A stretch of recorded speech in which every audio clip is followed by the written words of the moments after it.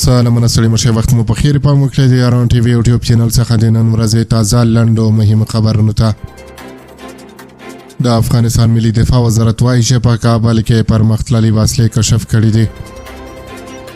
د افغانستان ملي دفاع وزارت وايي چې د 314 مرکزی کولو اورودو د سروبي دریمې پلې لبا دریم پیاده کانډک د کشف او استخباراتو منسوبینو لوري د کابل ولایت د خاک جبار ولسوالۍ په درا بند بټو خېلو تنګي سیمه کې د یاد ولسوالۍ د تروریزم سره د مبارزې مسؤلینو په همغږۍ یو د روسي بي ام یو دستګاه په خانه پټه زیرمه کشف کړ چې پاکه اتلاسه د نبی ام یو دستګاه راکټونه او یو سره ګلولې ترلاسه شوې دي.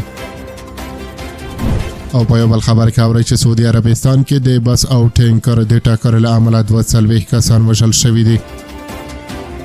خلیج ټایمز راپور ورکړی دی چې د سعودي عربستان مدینه منورې ښار ته نږدې د عمره کوونکو یو بس د تیلو له ټانکر سره ټکر کړی دی چې په پایله کې لږ تر لږه 240 کسان مړه شوي دي. سرچینې وایي چې ډېری مړه شوي کسان هندي اتباع دي.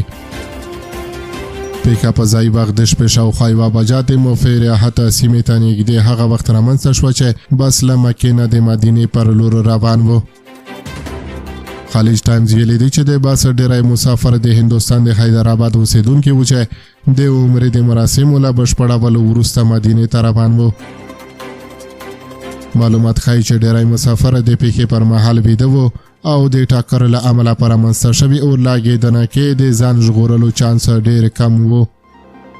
راپورونه وایي چې لږ تر لږه 11 ښځې او 10 ماشومان هم په مړو شویو کسانو کې شامل دي. د ژغورنې د ټیمونو په وینا بس په بشپړه توګه سوځېدلی دی او د قربانیانو پیژندنه یې خورا ستونزمنه شوې ده. راپورونه زیاتوي چې یوازې یو کس محمد عبدالشیب ژوندی پاتې شوی دی او روغتون ته وړل شوی دی، خو د هغه روغتیایي حالت په اړه هم کره معلومات نه دي ورکړل شوي.